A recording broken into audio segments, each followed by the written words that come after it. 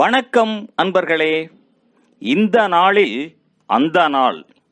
ஆம், வரலாற்றின் வழித்தடங்களில் கடந்த 2000 ஆண்டுகளாக ஒவ்வொரு நாளும் உலகம் முழுவதும் நடந்தேறிய முக்கிய நிகழ்வுகளை நாள் வாரியாக நல்ல பல தகவல்களை தொகுத்து காணொளி மூலம் பகிர்வதில் மகிழ்ச்சி.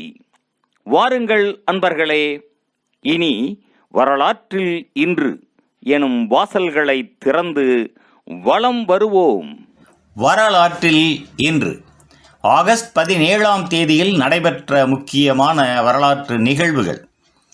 கிபி 1560ஆம் ஆண்டில் ஸ்காட்லாந்தில் கத்தோலிக்கத்துக்கு பதிலாக சீர்திருத்த கிறித்துவம் தேசிய சமயமாக்கப்பட்டது. 1668ஆம் ஆண்டில் உதுமானியாவின் அனத்தோலியாவில் 8 ரிக்டர் அளவு நிலநடுக்கம் ஏற்பட்டதில் 8000 பேர் வரை உயிர் இழந்தனர். 1712ஆம் ஆண்டில் டென்மார்க் ஸ்வீடன் நாடுகளுக்கு இடையே பெரும் கடற்படை போர் இடம்பெற்றது. 1740ஆம் ஆண்டில் 12ஆம் கிளமெண்டுக்கு பின்னர் 14ஆம் பெனடிக்ட் 247வது திருத்தந்தையாக தேர்ந்தெடுக்கப்பட்டார். 1807ஆம் ஆண்டில் ராபர்ட் புல்டனின் நோர்த் ரிவர் நீராவி கப்பல் நியூயார்க் நகரில் இருந்து ஆல்பனி நோக்கி ஹட்சன் ஆற்றில் தனது பயணத்தை தொடங்கியது. இதுவே உலகின் முதலாவது நீராவி கப்பல் பயணிகள் சேவையாகும். 1918ஆம் ஆண்டில் போல்ஷிக் புரட்சி தலைவர் மோய்சே யுரித்ஸ்கி படுகொலை செய்யப்பட்டார். 1943ஆம் ஆண்டில் 2ஆம் உலகப் போரில் ஐக்கிய அமெரிக்காவின் 8வது வான்படையினர் ஜெர்மனியில் தமது 60 குண்டுவீச்சு விமானங்களை இழந்தனர். 1947ஆம் ஆண்டில் இந்தியாவையும் பாகிஸ்தானையும் பிரிக்கும் ராட்கிளிப் கோடு வெளியிடப்பட்டது. 1958ஆம் ஆண்டில் அமெரிக்காவின் சந்திரனை சுற்றும் முதலாவது திட்டம் பயணியர் 0 விண்ணுக்கு ஏவப்பட்டு 77 வினாடிகளில் அது அழிந்து போனது.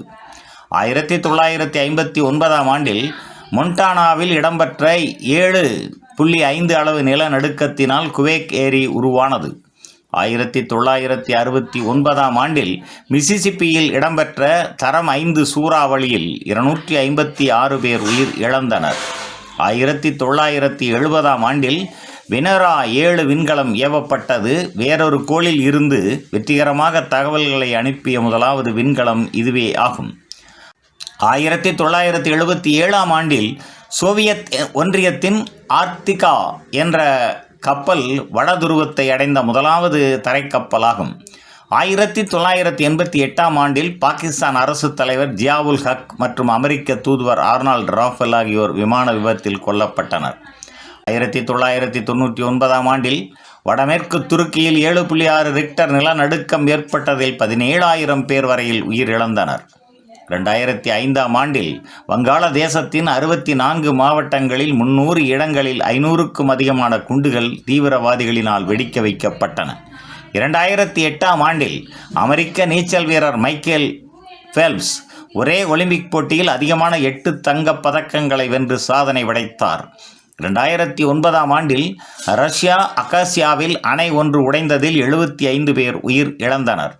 2015ஆம் ஆண்டில் பேங்காக் பிரம்மன் கோயிலில் குண்டு வெடித்ததில் குறைந்தது 19 பேர் கொல்லப்பட்டனர். 123 பேர் காயமடைந்தனர்.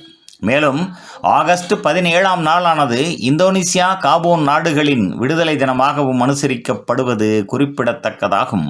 நன்று நண்பர்களே. மற்ற நாட்களுக்கான வரலாற்று நிகழ்வுகளை பிரிதொரு காணொளியில் காண்போம். நன்றி, வணக்கம்.